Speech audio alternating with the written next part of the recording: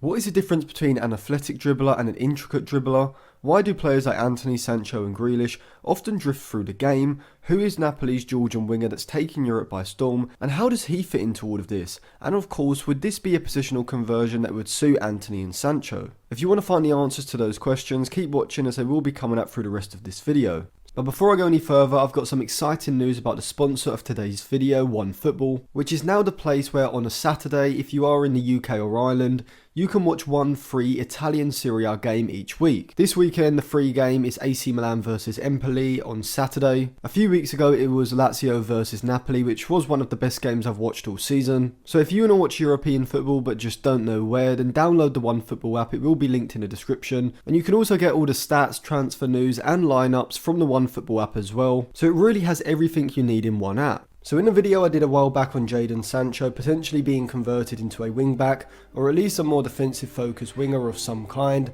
a lot of people in the comments suggested that Sancho could actually be used as a number 10. And it wasn't a theory that I hadn't heard before, as I've seen a lot of talk on different analysis blogs, Reddit posts and Twitter threads about wingers or wide attackers being converted into not just number 10s but number 8s. And it is a positional conversion that I actually really like, and it got me thinking, could Sancho and Antony at Manchester United potentially undergo this transformation? There's a particular reason why I'm speaking about number 8s rather than number 10s, which is because I feel that with wide attackers generally having greater dribbling and ball carrying ability than most central midfielders, by using them in deeper positions they will in theory have more opportunities to receive the ball on the run, able to drive at players in central positions, rather than as number 10s where the majority of the time they're going to be receiving the ball between the lines, mostly with their back to goal under immediate pressure in a congested area. In Football Manager terms, I'd call this role a Mezzala, a winger central midfielder hybrid who uses his winger-like dribbling in the centre of the pitch to progress the ball into the middle and final thirds,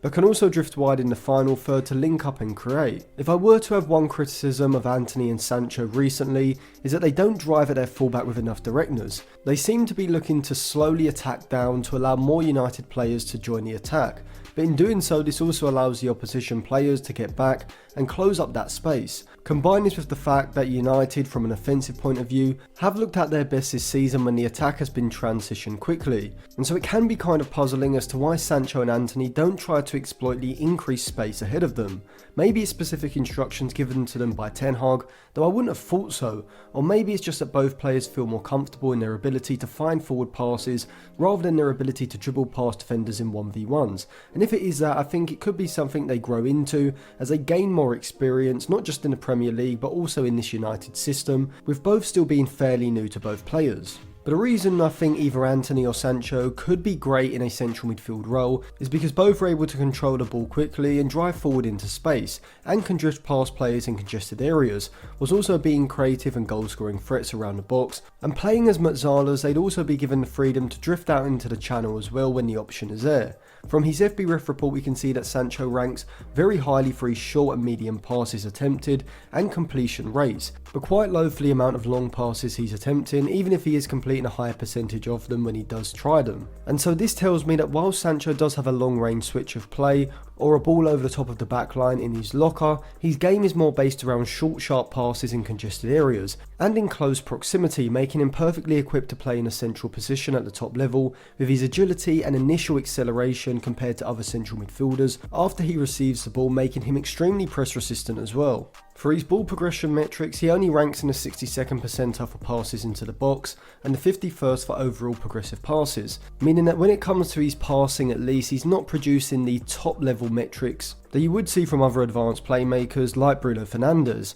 However, he's certainly a much better ball carrier, and I would actually go as far to say he's an elite ball carrier, ranking around the 90th percentile for his carries into the final third, carries into the penalty area and his overall progressive carries, showing how good Sancho is at moving the ball forward in this way. Antony, like Sancho, is a winger who doesn't directly run at his man in one rapid movement, which is what a lot of wingers like Ousmane Dembele, Alan Saint-Maximin and prime Gareth Bale do and did, largely because those players use their athleticism as one of their primary weapons when looking to take on players. Antony does have this rapid turn of pace like Dembele and Saint-Maximin, certainly being quicker across the ground than Sancho, but like the Englishman, Antony is also a wide attacker that I think would excel in taking on players in central areas, due to his close ball control, quick feet and flicks, which I think is an ideal skill set to play as a Mezzala in the centre of the pitch. Players like Sancho, and to a lesser degree Antony as well, actually seem to prefer taking on players in congested areas, as the closeness of proximity between Sancho and the opposition players, who are also around the ball, seems to give him an advantage in making him less predictable,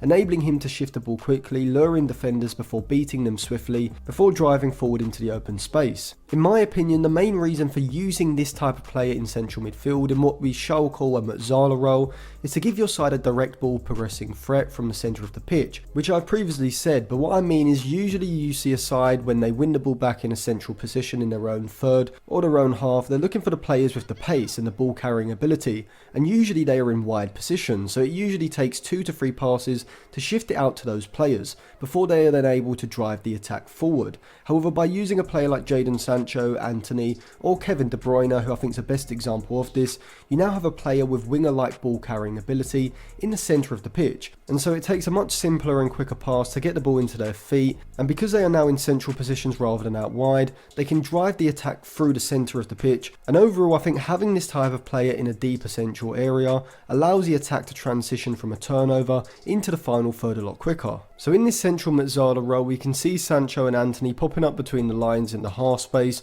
or alternatively we could see them temporarily drifting out to their usual wide positions and linking with the wide attacker and fullback on that side, potentially giving United a potent threat down that right side. See, as I said before, I think there are 2 different types of dribblers: athletic dribblers that are better in wide positions on the counter because they're able to isolate an individual player in a 1v1, and more often than not they have the trickery and pace to take advantage of the space in behind them. However, in attacking situations where the opposition side is already deep in their own defensive third and there isn't that space in behind the fullback, technical dribblers become more important due to their intricate dribbling and flair in congested areas, which allows them to wriggle free around the box and create space for a cross or pass or even a shot as well. This is why we see Pep use intricate dribblers in wide positions, as more often than not City are coming up against sides who are sitting deep, and so there isn't the space on the flank to utilise athletic dribblers. Now, the examples I gave of athletic dribblers were top level examples, so obviously they have a mixture of both,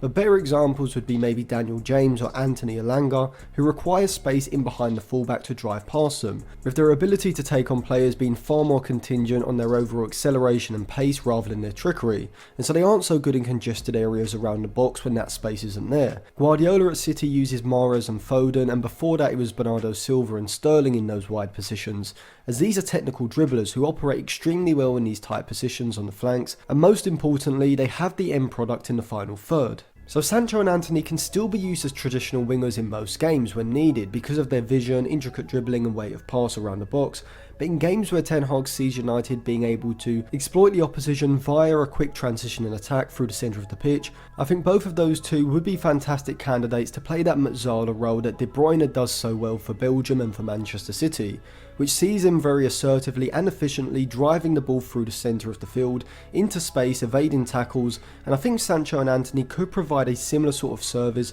for Ten Hag's Manchester United. See, essentially that's what a Mezzala is. It's a hybrid between a winger and an advanced playmaker, a player who has the ability to dribble past opposition players, but also can do it in a slower, more methodical manner, still possessing the ability to drive forward quickly into open space, which means in certain phases of play, this kind of Mezzala-like player will see his abilities nullified in wide positions, which I think explains why we see players like Antony, Sancho and Grealish drift through games without providing a significant amount of attacking threat, because that's just a natural symptom of using an intricate dribbler on the flank. Using this type of player in an initial central position as a Mezzala allows a manager to get the benefit from their vision, weight of pass, intricate dribbling and ball carrying, but get them more involved in the game, still allowing them to drift wide during certain phases of play when they see fit, but using them as the primary ball progressor in central positions is what I think could be the key to seeing these type of players dominate games, rather than having individual moments within it, which I think distinguishes the likes of Jadon Sancho and Grealish from players who I'd say are a level above, like Kevin De Bruyne and Bernardo Silva.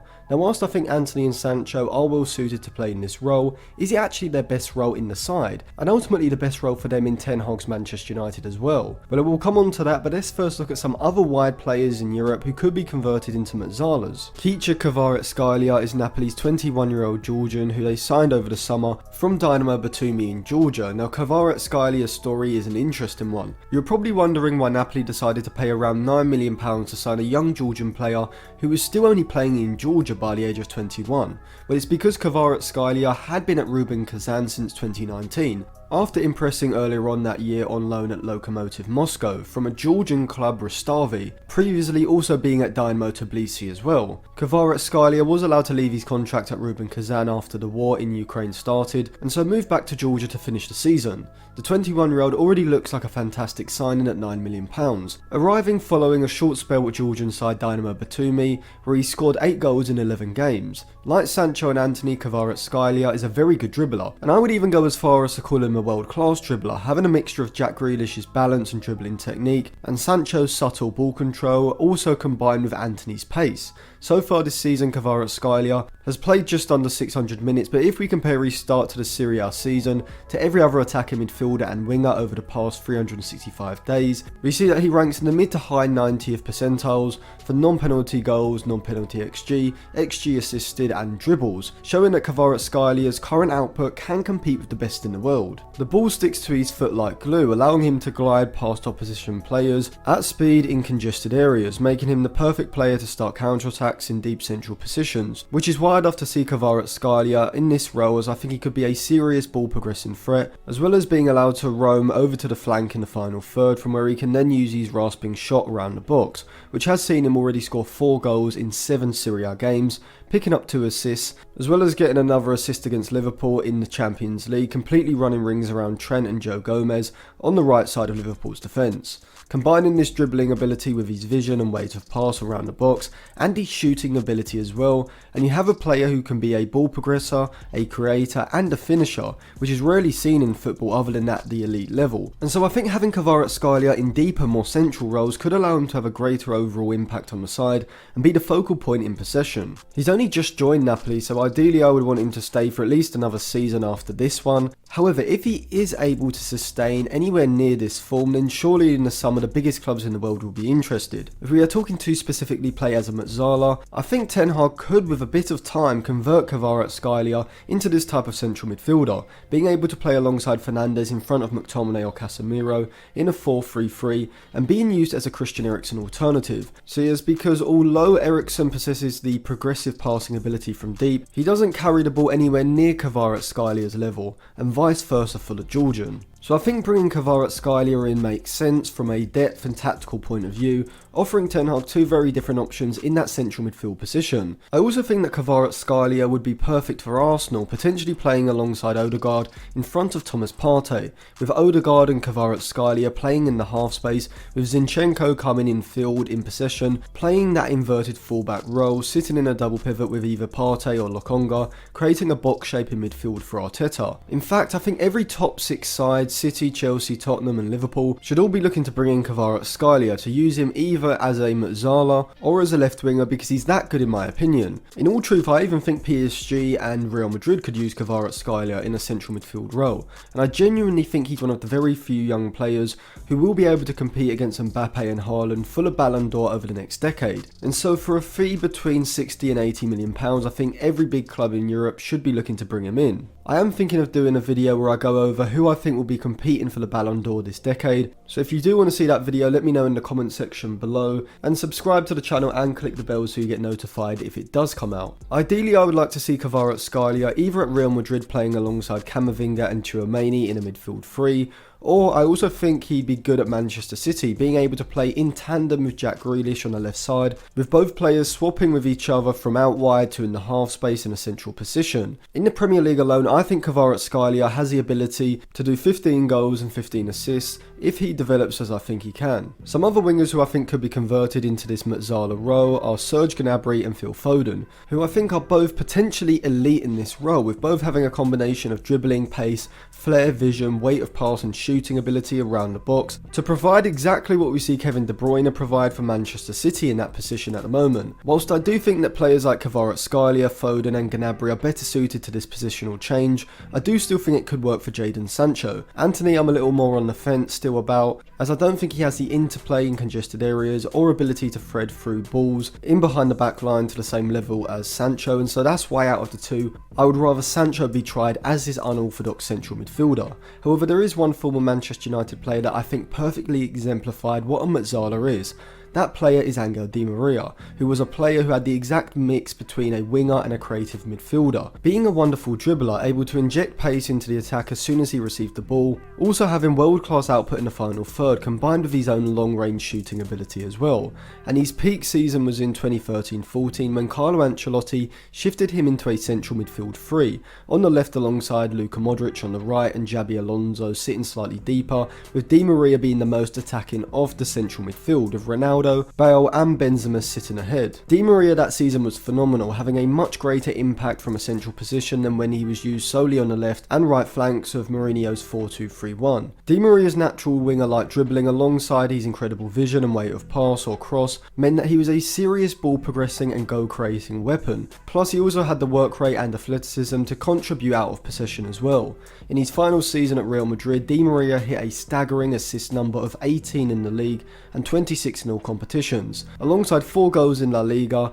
and 11 goals in 52 games in all competitions. And so when he moved to Manchester United in the summer of 2014, naturally it seemed like Di Maria would make the jump from top level winger to world class central midfielder. However, it didn't pan out that way. Although Di Maria did show glimpses of his world class talent during his one and only season at Old Trafford, with one coming to mind against Leicester where Falcao and Di Maria are making runs ahead of Rooney, who is driving forward with the ball box, scooping the ball over Schmeichel. Incidentally, Van Gaal started that game with a 4-4-2 diamond, with Di Maria on the left side of the central midfield position, with Wayne Rooney ahead but in behind Van Persie and Falcao, one of the most attacking team sheets in Premier League history. The season started off promising as Di Maria scored 3 and assisted 3 in his first 5 games, but issues with Van Gaal derailed his season. Di Maria was constantly being shifted around the field, starting as a left winger on the left flank, before being shifted to the right into a central attacker midfield position, and even more as a striker at times, making it tough for Di Maria to settle into form. This subsequently put the spotlight on him, with him being the club's marquee signing that summer for around £60 million.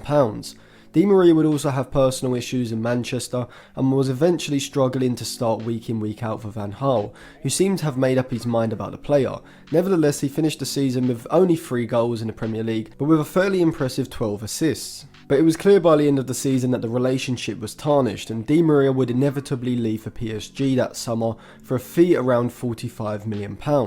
I would have loved to see Di Maria in a different post-Fergie side, particularly this Ten Hag team, Mourinho's 2017-2018 side alongside Pogba, Rashford and Martial, and also in Solskjaer's Manchester United as well. But Van Gaal just didn't suit what Di Maria needed to excel in that central midfield position, or really anywhere whilst he was at Manchester United, and so ends up as one of the biggest what-ifs in Manchester United history. I do however think that Ten Hag's style of play would work perfectly for either Sancho or Antony in his Matt Zala role, and I would actually like to see Sancho start as a right-sided central midfielder alongside Fernandes ahead of Casemiro in some games, and roam over to the right on occasion, with Antony then drifting infield, with both players having the freedom to either hold their width or drift infield in between the lines at any point. This would also allow someone like Rashford to be used on the left with Ronaldo or Martial up top. So what do you think of Jadon Sancho or Antony potentially playing as a Mezzala in central midfield? Let me know in the comment section below, subscribe to the channel and click the bell if you haven't already, and check out the description for some of my other videos as well, and also click the link to download the OneFootball app as well, which would be helping to support the channel.